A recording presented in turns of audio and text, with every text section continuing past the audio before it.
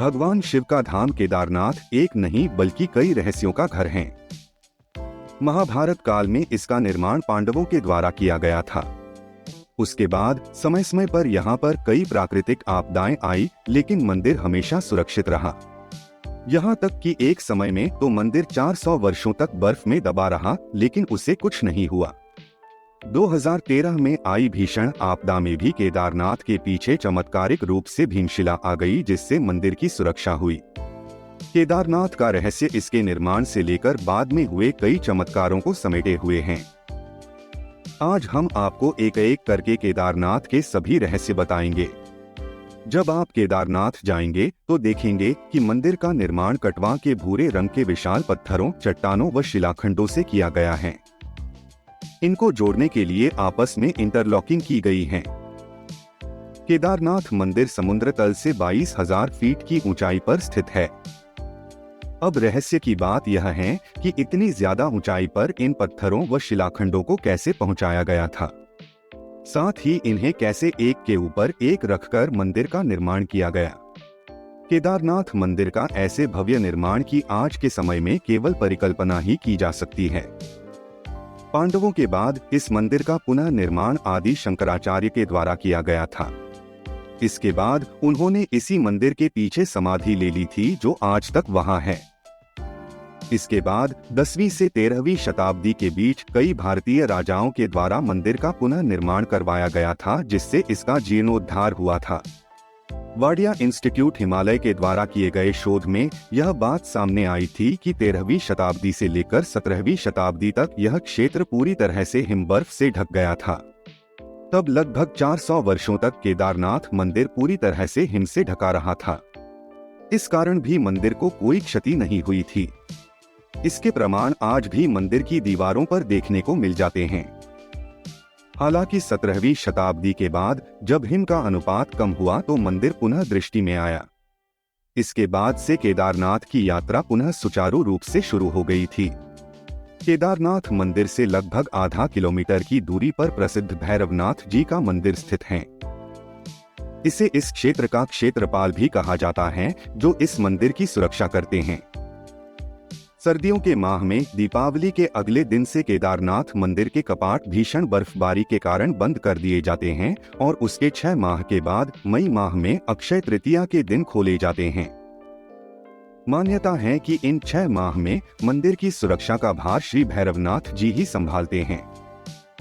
जो भी भक्तगण केदारनाथ मंदिर के दर्शन करने हेतु यहाँ आते हैं, उन्हें पहले श्री भैरवनाथ मंदिर के दर्शन करना अनिवार्य होता है, अन्यथा केदारनाथ की यात्रा विफल मानी जाती है।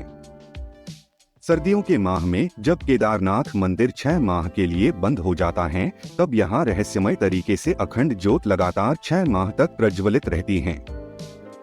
दीपावली के बाद से यहाँ पर भीषण बर्फबारी का दौर शुरू हो जाता है, जिस कारण केदारनाथ भगवान के प्रतीकात्मक स्वरूप को नीचे ऊखीमठ के ओंकारेश्वर मंदिर में स्थापित कर दिया जाता है। इन 6 माह में वहाँ के स्थानीय नागरिक भी वहाँ रह नहीं पाते हैं।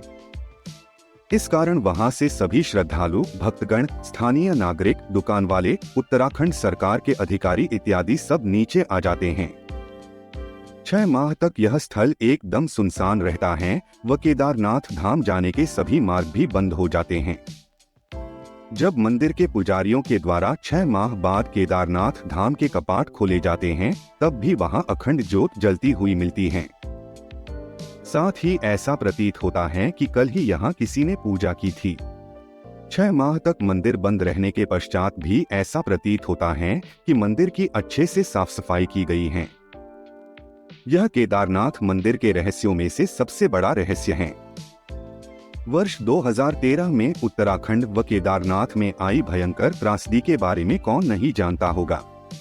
उस समय आसमान से इतनी भयंकर मेघगर्जना व वर्षा हुई थी जितनी संभवतया आज तक ना हुई हो। उस आपदा में लगभग 10,000 से भी ज्यादा श्रद्धालु मारे गए थे। सभी नदियां उफान पर थी व हर जगह भीषण बाढ़ आ गई थी। तब बाढ़ का प्रचंड रूप केदारनाथ मंदिर की ओर भी बढ़ रहा था। केदारनाथ मंदिर के पीछे जो आदि शंकराचार्य का समाधि स्थल था, वह पूरी तरह से बाढ़ में बह गया था। इससे पहले कि बाढ़ का पानी केदारनाथ मंदिर के पास पहुंचता, उससे पहले ही चमत्कारिक रूप से एक विशाल चट्टान पानी में बहती हुई आई और ठीक मंदिर के पीछे रुक गई। इसी चट्टान से टकराकर पानी का बहाव दो भागों में बंट गया और मंदिर के दोनों ओर से आगे निकल गया। आज हम इस चट्टान को भीमशिला के नाम से जानते हैं। जो भी केदारनाथ मंदिर के दर्शन करने जाता है वह इस चट्टान की भी पूजा करता है। मान्यता है कि स्वयं महादेव ने मंदिर की सुरक्षा के लिए इस भीमशिला चट्टान को केदारनाथ धाम भेजा था। इन सभी रहस्यों के अलावा एक बात और है जो हम आपको बताना चाहते हैं। दरअसल पुराणों की भविष्यवाणी के अनुसार भविष्य में इस संपूर्ण क्षेत्र के तीर्थ लुप्त हो जाएंगे, जिनमें केदारनाथ व बद्रीनाथ धाम प्रमुख हैं। पुराणों के अनुसार एक दिन नारायण की शक्ति से पहाड़ों का मिलन होगा व बद्रीनाथ तथा केदारनाथ के मार्ग लुप्त हो जाएंगे। इसके बाद एक नए धाम का उदय होगा जिसे भविष्य बद्री के नाम से जाना जाएगा।